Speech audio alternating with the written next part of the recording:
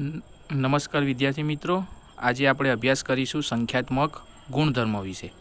અગાઉ આપણે રાઉટનો નિયમ અને હેનરીના નિયમ તથા તેમના દાખલા વિશે અભ્યાસ કર્યો. આજે આપણે સંખ્યાત્મક ગુણધર્મો એટલે કે દ્રાવકમાંથી દ્રાવણ બને ત્યારે દ્રાવણના કેટલાક ગુણધર્મોમાં ફેરફાર થાય છે, જે સ્વાભાવિક છે, કારણ કે તેમાં રહેલા દ્રાવ્ય પદાર્થ કે જે અબાષ્પશીલ હોય તેના કારણે તેમાં કેટલાક ફેરફાર થાય છે. આવા ફેરફાર એ તેમાં રહેલા દ્રાવ્યના સ્વભાવ પર નહીં, પરંતુ દ્રાવ્યને જ્યારે દ્રાવકમાં ઓગાળવામાં આવે ત્યારે છૂટા પડતા તેના કણોની સંખ્યા પર આધારિત છે. માટે આવા ગુણધર્મોને કહેવામાં આવે છે સંખ્યાત્મક ગુણધર્મો. આપણી બુકમાં માત્ર આવા 4 ગુણધર્મો વિશે જ અભ્યાસ કરવાનો છે, જેમાં પહેલો છે દ્રાવકના બાષ્પ દબાણમાં સાપેક્ષ ઘટાડો. બીજું છે દ્રાવકના ઠાર બિંદુમાં અવનયન એટલે ઘટાડો, એટલે કે દ્રાવણના ઠાર બિંદુમાં પણ શું થાય છે? ઘટાડો. ઠાર બિંદુ મીન્સ ગલન બિંદુ, સાદી ભાષામાં કહીએ તો. ત્રીજો ગુણધર્મ છે દ્રાવકના ઉત્કલન બિંદુમાં ઉન્નયન. હવે ઉન્નયન એટલે થશે વધારો. અને ચોથો છે ગુણધર્મ દ્રાવણના અભિસરણ દબાણમાં પણ વધારો. એટલે કે 4 ગુણધર્મો પૈકી 2 ગુણધર્મ બાષ્પ દબાણ અને ઠાર બિંદુમાં શું જોવા મળે છે? ઘટાડો જોવા મળે છે. જ્યારે બાકીના 2 ગુણધર્મ ઉત્કલન બિંદુ અને અભિસરણ દબાણમાં વધારો જોવા મળે છે. આમ ટોટલ 4 ગુણધર્મો પૈકી 2 ગુણધર્મો વધારાના અને 2 ગુણધર્મો ઘટાડાના જોવા મળશે. ઉપરોક્ત ગુણધર્મો દ્રાવ્ય કણની સંખ્યા પર આધારિત છે, નહીં કે તેની સાંદ્રતા ઉપર. જોઈએ કે દ્રાવણમાં રહેલા દ્રાવ્ય કણોની સંખ્યા કેવી રીતે નક્કી કરવાની? તો એક તો આપેલા દ્રાવણની સાંદ્રતા ધ્યાનમાં લેવાની, એને ગુણ્યા દ્રાવ્યના સંખ્યા કણો. આમ ટોટલ દ્રાવ્યની સંખ્યાની ધ્યાનમાં લેવી હોય તો તેમાં રહેલી સાંદ્રતા જે તે દ્રાવણની ગુણ્યા તેના સંખ્યા કણોનો ગુણાકાર કરો એટલે આપણને કુલ કણોની સંખ્યા મળશે. જોઈએ ઉદાહરણ તરીકે અહીં સાંદ્રતા માટે ખાસ સાંદ્રતા મોલાલિટીમાં હોવી જોઈએ, એટલે કે સ્મોલ એમમાં હોવી જોઈએ, નહીં કે કેપિટલ એમમાં. જેમ કે જો મેં અલગ અલગ 6 દ્રાવણો લીધા: glucose, NaCl, ZnCl2, AlCl3, K3FeCN6 અને K4FeCN6. આ બધા જ દ્રાવણોની સાંદ્રતા સમાન છે. બધા દ્રાવણોની સાંદ્રતા મોલારિટી એકમમાં સમાન છે, પરંતુ જ્યારે તેમના દ્રાવણ બનાવવામાં આવે ત્યારે તેના દ્રાવણોના સંખ્યાત્મક ગુણધર્મોમાં થતો ફેરફાર સમાન છે નહીં, કારણ કે અહીંયા આગળ બધા જ પદાર્થોના સંખ્યા કણોનો જથ્થો અલગ અલગ છે, માત્ર તેમની સાંદ્રતા જ સમાન છે.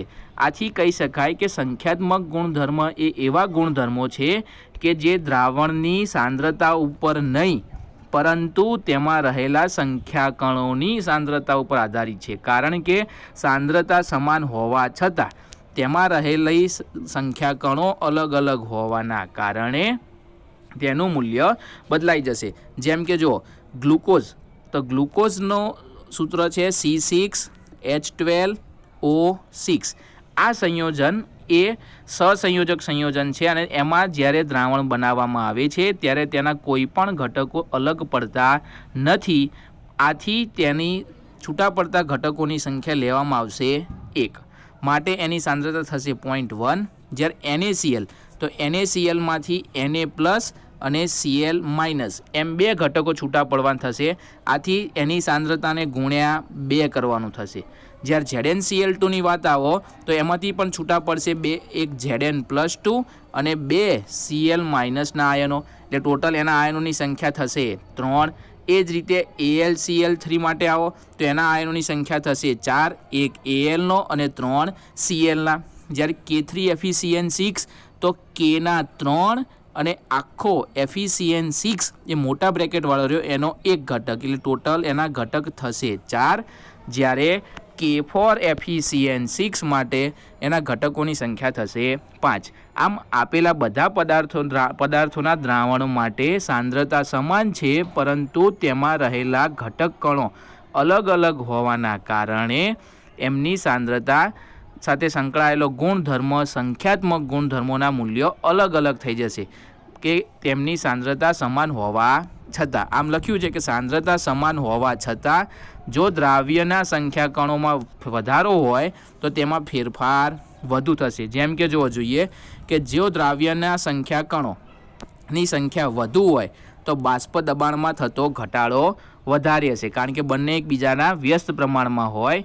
જ્યારે ઠાર બિંદુમાં પણ ઘટાડો વધારે પ્રમાણમાં થશે, એટલે કે સંખ્યા કણોની સાંદ્રતા વધારે તો બાષ્પ દબાણમાં ઘટાડો વધારે અને ઠાર બિંદુમાં પણ ઘટાડો વધારે. જ્યારે ઉત્કલન બિંદુમાં થતો વધારો પણ વધારે હશે અને અભિસરણ દબાણમાં વધારો વધારે હશે. એટલે કે બે ગુણધર્મ સમપ્રમાણમાં છે. કયા બે ગુણધર્મ સમપ્રમાણમાં? તો બાષ્પ દબાણ અને ઠાર બિંદુ એ બંને એકબીજાના સમપ્રમાણમાં છે. જ્યારે બાકીના બે ગુણધર્મ ઉત્કલન બિંદુ અને અભિસરણ દબાણ એ બંને એકબીજાના વ્યસ્ત પ્રમાણમાં છે. બાષ્પ દબાણ અને ઠાર બિંદુમાં ઘટાડો આ બંને એ દ્રાવ્યની સંખ્યા કણો સાથે વ્યસ્ત પ્રમાણમાં છે. જ્યારે ઉત્કલન બિંદુમાં વધારો અને અભિસરણ દબાણમાં વધારો એ દ્રાવ્યની સંખ્યા કણો સાથે સમપ્રમાણમાં છે. આના ઉપર આધારિત પરીક્ષામાં એમસીક્યુ પૂછવાની શક્યતા સૌથી વધારે હોય છે. જોઈએ તો પહેલો એક એમસીક્યુ બહુ જ પેટર્ન સામાન્ય પૂછાય, બધા જ પ્રશ્નો અંદર આવરી લેવાય એવો એક જનરલ પ્રશ્ન બનાવેલો છે, જેમાં છે કે ઉદાહરણ તરીકે નીચેના પ્રશ્નોના જવાબ આપો. આપણને અલગ અલગ 4 દ્રાવણો આપેલા છે. એક છે 0.1 મોલર AlCl3, બીજું ગ્લુકોઝ, ત્રીજું ZnCl2 અને ચોથું છે Al2SO4 થ્રાઇસ. આપેલા બધા જ દ્રાવણો માટે એમની સાંદ્રતા દરેકની સમાન છે. તો સંખ્યા ગુણધર્મ વિશે આપણને પૂછેલું હોય, સંખ્યાત્મક ગુણધર્મ વિશે, તો આપણે સીધું સાંદ્રતાને ધ્યાનમાં ના લેતા તેની સાથે સંકળાયેલું સંખ્યાત્મક ગુણધર્મો માટે સંખ્યાને ધ્યાનમાં લેવી. એટલે કે AlCl3 માટે જોઈએ તો એમાં 4 કણો છૂટા પડશે, એક Alનો અને 3 Clના. આથી એની સંખ્યા કણો માટે સાંદ્રતા થશે 0.4 મોલર. ગ્લુકોઝ જેનું અણુસૂત્ર છે C6H12O6, જે આખો એક જ અણુ તરીકે વર્તો હોવાથી એની સંખ્યા 1 લેવાની થાય, માટે એની સાંદ્રતા લેવાની થશે આપણે 0.1 મોલર. જ્યારે 0.1 મોલર ZnCl2 માટે સંખ્યા થશે 3, માટે એની સાંદ્રતા આપણે લેવાની થશે 0.3. જ્યારે Al2SO4 થ્રાઇસ કે જેમાં 2 Alના અને 3 SO4ના ટોટલ 5 કણો છૂટા પડતા હોવાથી એની સંખ્યા આવશે 0.5. ચલો હવે આ 4 દ્રાવણો માટે કેટલાક પ્રશ્નોની ચર્ચા કરીએ. તો પહેલો પ્રશ્ન થાય કે ખાલી જગ્યાનું ઉત્કલન બિંદુ ઊંચું હશે. આપેલા 4 દ્રાવણો પૈકી કોનું ઉત્કલન બિંદુ ઊંચું હશે?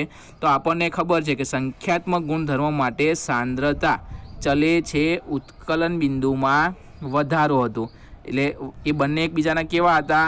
સમપ્રમાણમાં.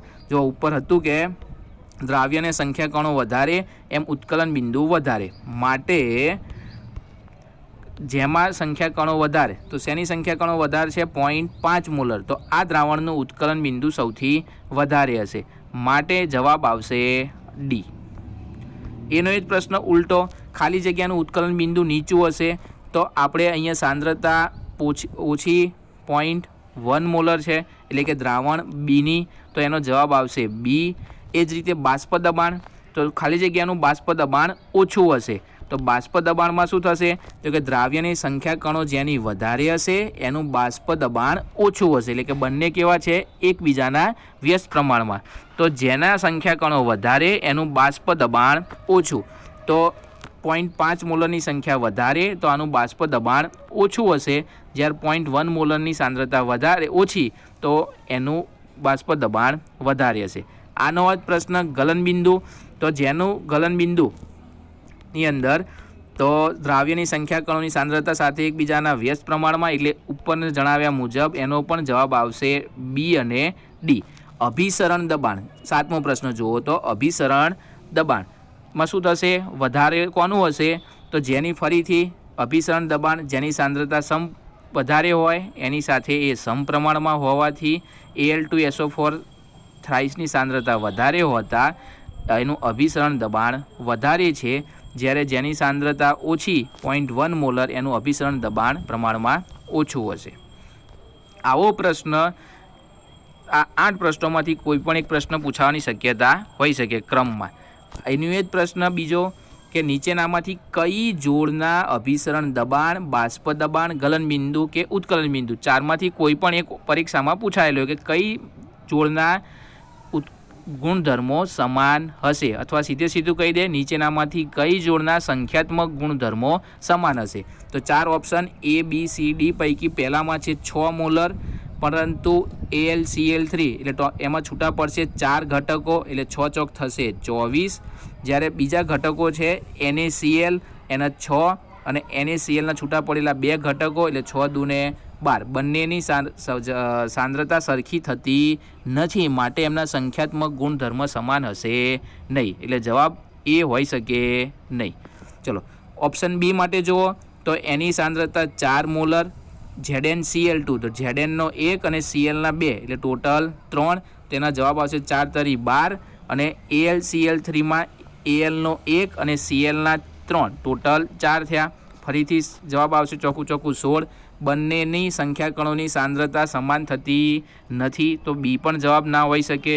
સી ઓપ્શન માટે ચેક કરો તો 3 મોલર ગુણ્યા Al2SO4 થ્રાઇસ, તો 2 Alના અને 1 SO4ના 3 એમ ટોટલ 5, 5 તરી 15. જ્યારે છેલ્લે છે ગ્લુકોઝ C6H12O6, એને એક જ ઘટક એટલે એના આવે 18, એટલે 15 ને 18 ફરીથી સમાન થતા નથી, એટલે ઓપ્શન સી પણ જવાબમાં ના હોય.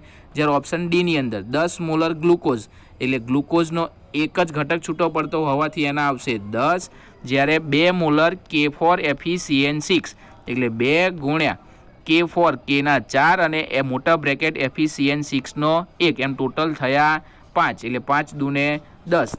અહીંયા આગળ બંનેના સંખ્યા કણોની સાંદ્રતા સમાન થતાં ઉપરોક્ત બધા જ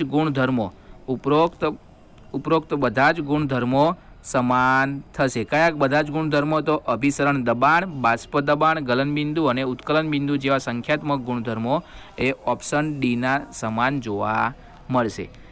આ પ્રશ્નોમાંથી કોઈ પણ એક પેટર્નનો પ્રશ્ન પૂછાઈ શકે. આ 4 ગુણધર્મો વિશે અલગથી આપણે ડિટેલમાં નેક્સ્ટ એપિસોડમાં એક એક કરીને એમ ટોટલ 4 ગુણધર્મો વિશે ડિટેલમાં માહિતી મેળવીશું. હાલ પૂરતું આપણને એટલી ખબર પડી કે દ્રાવ્યની સંખ્યા કણોની સાંદ્રતા સાથે બાષ્પ દબાણ એ વ્યસ્ત પ્રમાણમાં, ઠાર બિંદુ પણ વ્યસ્ત પ્રમાણમાં, જ્યારે ઉત્કલન બિંદુમાં અને અભિસરણ દબાણ એકબીજાના સમપ્રમાણમાં હોય છે. આ 4 ગુણધર્મો એ દ્રાવ્યની સાંદ્રતા ઉપરાંત તેમાં રહેલા સંખ્યા કણો પર પણ આધારિત રહે છે. અહીંયા આ ટોપિક પૂર્ણ.